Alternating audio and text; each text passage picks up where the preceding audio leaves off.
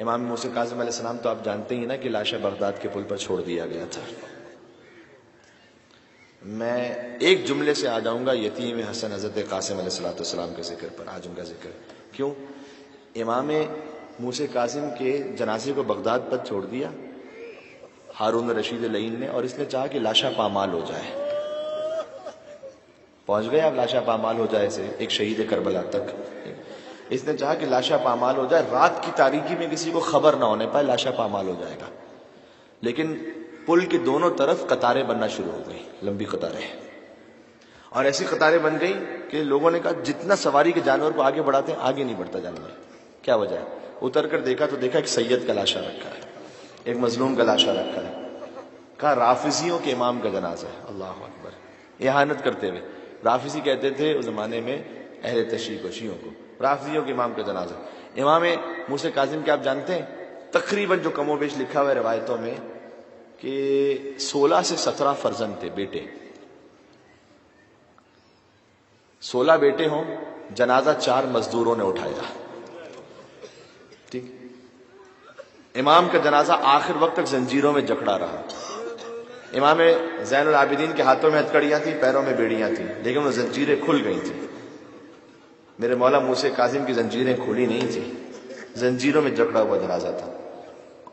اچھا، جب قطاریں بننا شروع ہو گئیں تو پھر لوگوں نے دیکھا امام کا لاشا ہے، ادب احترام سے اٹھایا، تشییع جنازہ ہوئی. بس میں ہاتھوں کو جوڑ کے کہوں گا کہ اے مولا، ہر ظلم تو ہو گیا آپ پر، لیکن لاشے کو پامالی سے بچا لیا گیا.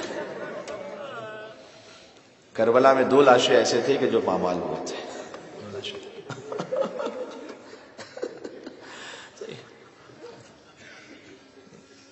آپ اجازت دے تو میں ایک اور بات کہتا ہوں. مجلس امام حسین علیہ السلام میں آپ آتے ہیں نا، رونے کے لیے تشریف لائیں ظاہر ہے. تو کرمان، ایک ایرانی خطیب سے میں نے سنا ہے، کرمان کے رہنے والے تھے جن کا نام تھا، ان کا نام تھا ماشاء اللہ، نام تھا ان کا یہ، ان کو آقا ماشاء اللہ کہتے تھے. ٹھیک ہے، بزرگ سے. کرمان کے شہر میں مولا حسین علیہ السلام کی مجلس کرواتے تھے محرم میں 18 دن. ٹھیک، 18 دن مجلس کرواتے تھے. ایسی نیاز کا اہتمام کرتے تھے کہ جیسے انتہائی بہترین جو شہر کی غذا ہوتی تھی وہ 18 دن کھلاتے تھے، چاہے کتنا مجمع آ جائے. 100 لوگ آئیں، 500 آئیں، 1000 آئیں، کتنا مجمع آئے، شہر کی سب سے بہترین غذا ان کے دسترخوان پر ہوتی تھی. ایک عالم بیان کرتے ہیں کہ میرے دل میں یہ خیال آیا کہ یہ کون ہے جو کرمان میں جس کا دسترخوان اتنا مشہور ہے اور امام حسین کے لیے اتنی بڑی نیاز کرتے ہیں، اتنی عظیم مجلس کرتے ہیں یہ. تو کہتے ہیں میں ان کے گھر پہنچا، ان کے گھر کا پتہ کیا، گھر پہنچا، دخل الباب کیا، دیکھا ایک بوڑھا انسان باہر آیا. میں نے کہا اجازت ہے کہ میں آپ کے گھر میں آ جاؤں؟ آپ پہچانتے ہیں میں عالم ہوں فلاں؟ کہا میں نے آپ کو میڈیا پہ دیکھا. اب آ جائیے. گھر چلا گیا، ان کے بات کرنے لگا. بات کرتے کرتے میں نے کہا میں ایک بات پوچھنا آیا ہوں خالی. میرے دل میں ایک خیال آتا ہے، سال سے کہا ہمیں ایک مجلس کرنی ہوتی ہے اتنی مشکل ہوتی ہے، اہتمام کرتے ہیں، انتظام کرتے ہیں، آپ سال سے 18 دن مجلس کرتے ہیں اور کوئی ظاہری طور پر آپ کے کوئی انکم کوئی نظر نہیں آتی، کیا وجہ؟ سنیے گا، یہ بڑا دردناک ہے اس لیے سنا رہا ہوں آپ کو.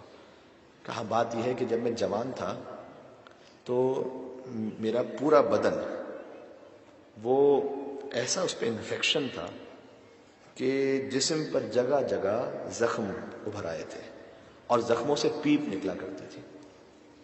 میں 6 مہینے ہاسپٹل میں رہا. ڈاکٹرز نے ایسا جواب دے دیا، نہ میرے قدم چلتے تھے نہ میرے باقی باڈی آرگنز، میں بالکل مرنے کے قریب. محرم شروع ہونے میں 3 دن تھے. میرے باپ کا انتقال ہو گیا تھا، ایک بوڑھی ماں تھی فقط بس. ڈاکٹرز نے کہا کہ اس کا علاج نہیں ہو سکتا، یہ کسی اور سے ملے گا تو اسے بھی بیماری لگ جائے گی، لہذا اسے گھر لے کے جاؤ، الگ سے تنہا رکھو، ہم اس کے علاج سے قاصر ہیں. ماں نے پتہ نہیں مجھے کیسے لے آئی گھر میں. 3 دن رہ گئے تھے محرم شروع ہونے میں اور میرا پورا جسم زخموں سے خون پیپ نکل رہا تھا. ماں جو تھی میری، ایران میں آپ کو پتہ ہے گھر کا سسٹم یہ ہوتا ہے کہ باہر ایک صحن ہوتا ہے عام طور پر، کہ وہ صحن میں گئی زیر آسمان اور انہوں نے جھولی پھیلا کر کہا کہ اے مولا حسین علیہ السلام، میری 2 میں سے ایک خواہش آپ قبول کر لیجئے، جو آپ کی مرضی. میں آپ کی مجلس محرم میں سننا چاہتی ہوں، جانا چاہتی ہوں. یہ میرا بیٹا، یا تو اسے شفا دیں کہ اس کے ساتھ جاؤں میں مجلس میں، اور اگر یہ ہے تو میں کسی مجلس میں تو نہیں جا سکوں گی، تو مولانا پھر ایسا کیجئے کہ آپ پھر سے موت دے دیں، کیونکہ میں 6 مہینے سے بہت تھک گئی ہوں، بوڑھی ماں تھی نا بہت، میں بہت تھک گئی ہوں بس، تو مولا یا تو جلدی سے شفا دیں، اب ہوتا نہیں، اور ہوتا نا کبھی انسان اس کیفیت میں چلا جاتا کہ مجھ سے زیادہ ہو نہیں پاتا مولا، تو یا تو آپ اسے شفا دیں یا بس اسے موت آ جائے، میں راضی ہوں، اللہ کی رضا پہ راضی ہوں جو اس نے منظور کیا۔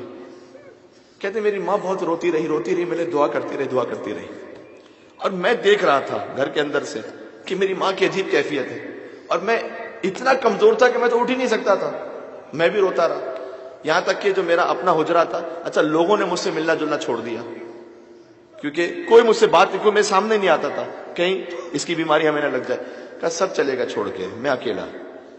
رات کا وقت ہوا، کوئی رانی خطیب جن سے میں نے براہ راست سنا اسے، رات کا وقت ہوا تو میں نے امام حسین علیہ السلام سے کہا کہ مولا آج میری ماں پر یہ وقت آ گیا ہے کہ بس ایک ماں اپنے بچے کے لیے کہہ دے کہ اے پروردگار تو اٹھانا چاہے تو اٹھا لے، بس اس سے زیادہ ہمت میری نہیں ہے، کہ مولا مجھ سے یہ دیکھا نہیں جاتا، بس آپ کوئی فیصلہ کریں میرے بارے میں۔ کہتے میں نے مولا سے بہت کہا، اور اس کے بعد میں نے کہا کہ مولا اگر آپ نے مجھے شفا دے دی، کیونکہ میری ماں نے کہا نا یار، تو میں منت مانتا ہوں کہ میں ابھی محرم شروع ہونا ہے، میں 10 دن اپنے گھر میں آپ کے نام کی مجلس کروں گا میں، اور جتنا مجھ سے ہو سکے گا میں نیاز کروں گا، آپ مجھے شفا دے دیں۔ کہتے ہیں یہ میں دعا مانگ کر میں سو گیا، جیسے ہی میں سویا تو میں نے دیکھا، کیونکہ زیر زمین میرا حجرہ تھا، انڈر گراؤنڈ تھا، میں نے دیکھا کہ جیسے سیڑھیوں سے کوئی ایک نور چلا آ رہا ہے، اور وہ نور آ گیا جس کے آنے سے میرا پورا حجرہ منور ہو گیا۔ وہ میرے پاس آئے، انہوں نے، میرا نام تھا آغا ماشاءاللہ، انہوں نے مجھے لیا اور جیسے بغل گیر کرتے ہیں مجھ سے گلے ملنے لگے۔ میں تعجب کرنے لگا، میں ان کو بار بار کہتا تھا مجھ سے نہ ملے گلے، یہ مرض آپ کو لگ جائے گا، میں مریض ہوں، مجھ سے دور ہو جائیں، لیکن وہ مجھے بار بار گلے مل رہے تھے، بار بار مجھے اپنے ساتھ بٹھاتے تھے۔ میں نے کہا آپ کون ہیں اس طریقے سے، سب مجھے چھوڑ کر چلے گئے، آپ کیوں اس طریقے سے مجھے گلے لگاتے ہیں؟ میں نے کہا میں وہ ہوں جس کے نام کی تو مجلس کرنا چاہتا ہوں۔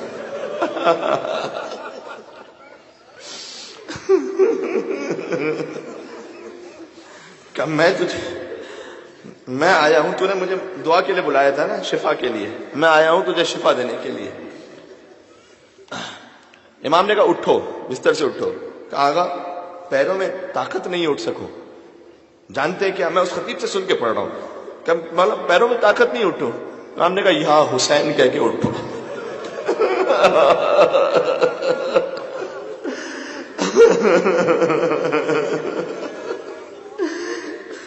یا حسین کہہ کے، کہتے میں یا حسین کہہ کے اٹھا کہ مولا بس آپ نے مجھے شفا دے دی، اب میں 10 دن آپ کے نام سے مجلس کروں گا۔ امام نے کہا نہیں ایسا نہیں، 10 دن نہیں۔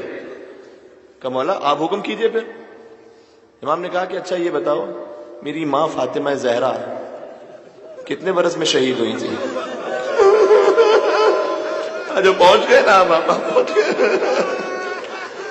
کہ مولا 18 برس میں آپ کی ماں کا پہلو شکستہ ہو گیا تھا، کہ بس ایسا کرو 18 دن مجلس کرو۔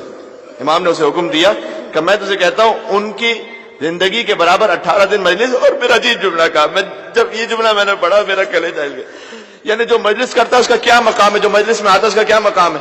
امام نے کہا کہ 18 دن مجلس کرو، تم نے 10 دن کی منت مانی تھی نا، 10 دن تمہاری طرف سے 8 دن میری طرف سے، آؤ مجلس میں شریک ہو جاتے ہیں ایک دوسرے کے ساتھ۔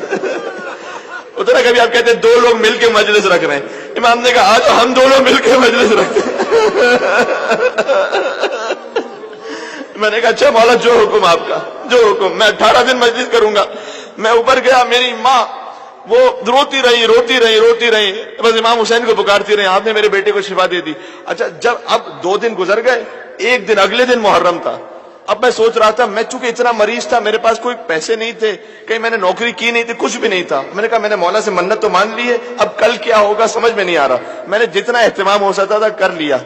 محرم کا چاند طلوع ہوا، میرے گھر پہ دق الباب ہوا، میں نے دروازہ کھولا، میں نے دیکھا ایک صاحب ہے، کہا ہم نے سنا ہے آپ اپنے گھر مجلس رکھنا چاہتے ہیں، یہ میں چاول کا کام کرتا ہوں، جتنا مجلس میں نیاز چاول چاہیے وہ میری طرف سے، ایک اور صاحب آئے کہ مجلس میں جو گوشت چاہیے وہ میری طرف سے، ایک اور صاحب آئے کہ مجلس میں جو شربت چاہیے میری طرف۔ کہ میں خود تعجب میں تھا، یہ شہر میں تو کسی کو نہیں پتا تھا، یہ کون آ کے مجھ سے کہتا جا رہا؟ خدا کے لیے آہستہ آہستہ گریے کو بلند فرمائیے گا، یہ امام حسین علیہ السلام کا کرم۔ کہتے وہ ہر ایک آتا گیا۔ اس کے بعد اس نے کہا کہ میں اس جوانی سے لے کر آج تک میں اتنا بوڑھا ہو گیا ہوں، میں نے 1 تومان بھی، اس نے 10,000 تومان کا، یعنی چند روپے 100 روپے بھی میں نے اپنی طرف سے اس مجلس میں خرچ ہی نہیں کیے۔ کہ لوگ تعجب کرتے نا، اتنا عظیم دسترخوان، ایسی نیاز، ایسی غذا، کہ جیسے محرم ہوتا ہے پتہ نہیں کوئی کیا دے کے جاتا ہے، کوئی امام حسین کے صدقے میں کیا دے کے جاتا ہے امام حسین، کہ اسی طریقے سے مجلس امام حسین علیہ السلام کے صدقے میں جاری و ساری ہے۔ اب میرا جملہ سنیے گا، حسین نے کیا کہا کہ 10 دن تو کرنا، 8 دن میری طرف سے میری ماں فاطمہ زہرا کے لیے۔ اب جس شہید کا آج ماتم کرنے کے لیے آپ بیٹھے ہیں نا، میں کہوں گا اے مولا قاسم ابن حسن، آپ کو شہادت بھی مبارک ہو اور سنت فاطمہ زہرا بھی مبارک ہو۔ جیسے فاطمہ کی پسلیاں ٹوٹ گئی تھی، ویسے ہی قاسم کی پسلیاں۔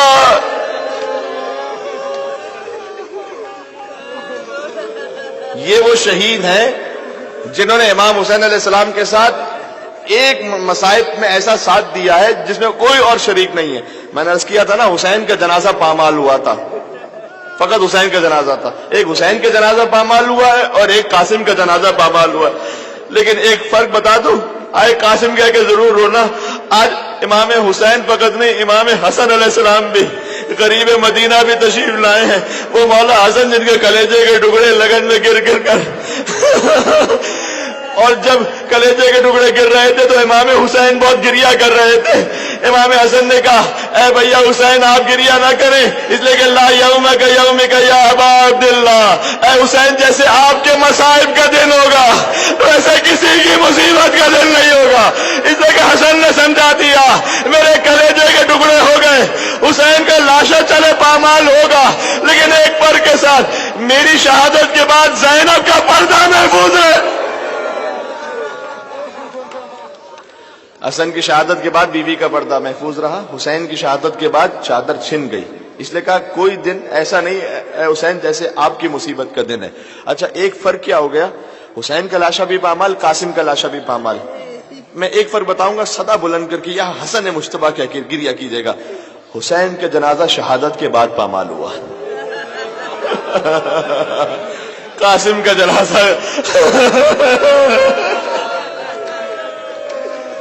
جنازہ زندگی میں پامال ہوا۔ شب عاشور کہتے جاتے تھے جب امام حسین نے ہر شہید کا نام لیا نا، تمہاری شہادت ہے تمہاری شہادت ہے، قاسم کا نام نہیں لیا تھا، کھڑے ہو گئے، کہا چچا آپ نے شہیدوں میں میرا نام نہیں لیا، کہ موت کو کیسا چاہتے ہو، کہ احلی من العسل، شہد سے زیادہ شیرین ہے، کہ کل کے شہیدوں میں فقط تمہارا نہیں ننھے علی اصغر کا نام بھی ہے۔ قاسم نے کہا کہ یہ فوج بے حیا کیا خیموں میں گھس آئے گی، کہ نہیں میں خود لے جاؤں گا اصغر کو اپنے ہاتھوں میں لے کر۔ میں کہوں گا اے شہزادہ قاسم آپ نے سنا نہ، فقط تصور کیا کہ کہیں یہ خیموں میں آ جائیں گے، ضبط نہ ہوا۔ اے میرا بیمار امام سید سجاد، میرا بیمار امام سید سجاد۔ قاسم بار بار آتے تھے، آ کر کہتے تھے مجھے مرنے کی اجازت دیں، اے چچا مجھے مرنے کی اجازت دیں۔ کہا تم تو میرے بھائی کی نشانی ہو، تم نشانی ہو۔ آپ کے ساتھ اگر سفر میں کوئی بچہ ہو جس کا باپ مر چکا ہو، یتیم بچہ، تو اس کا خاص خیال رکھا جاتا ہے نا۔ قاسم یتیم ہے، ماں کے پاس پہنچے، کہا چچا مرنے کی اجازت نہیں دیتے۔ اچھا بیٹا تمہیں یاد ہے باپ کا آخری وقت تھا تو ایک تعویذ باندھا تھا۔ لوگ تعویذ باندھتے ہیں کہ میرا بچہ بچ جائے، حسن نے تعویذ مانگا تھا، حسن نے تعویذ باندھا تھا کہ میرا بچہ شہید ہو جائے، میرا بچہ شہید ہو جائے۔ اللہ اکبر، جزاک اللہ جزاک اللہ۔ تعویذ کو کھولا کہ جب کوئی مصیبت کے وقت ہو تو کھول لینا، تعویذ کو کھولا، تحریر تھی، یہ تحریر ہے حسن ابن علی کی جانب سے اپنے بھائی حسین کے نام۔ اے بھیا حسین کربلا میں میں موجود نہ ہوں گا، میری نیابت میں میرے بچے قاسم کو مرنے کی اجازت دے دیجیے گا۔ اب تو حکم امام آ گیا نا، حسن تو حسین کے بھی امام ہے۔ حسن کی تحریر کو چومتے رہے، آنکھوں سے لگاتے رہے، اس کے بعد روایت میں ہے کہ قاسم کو گلے سے لگایا اتنا روئے کہ فغشی علیہما، دونوں پر غشی طاری ہو گئی، چچا اور بھتیجے دونوں گرے۔ کربلا میں پانی نہیں تھا کہ ہوش میں لایا جا سکتا، زینب کبریٰ کے آنسو بہے۔ حسین نے گود میں لیا، قاسم کو سوار کیا۔ کوئی زرہ ایسی نہیں تھی، کوئی زرہ ایسی نہیں تھی قاسم کے جسم پر آ سکتی۔ قاسم کا گریبان چاک کیا، کہ چچا یہ گریبان کیوں چاک کیا؟ کہ یہ یتیموں کی علامت ہوتی ہے، شاید کسی کو رحم آ جائے تجھے کہ تو یتیم ہے۔ قاسم گئے، بے پناہ جنگ کی، بے پناہ جنگ کی۔ اس کے بعد ازرق شامی، اس کے 7 بچے تھے، بڑا نامی گرامی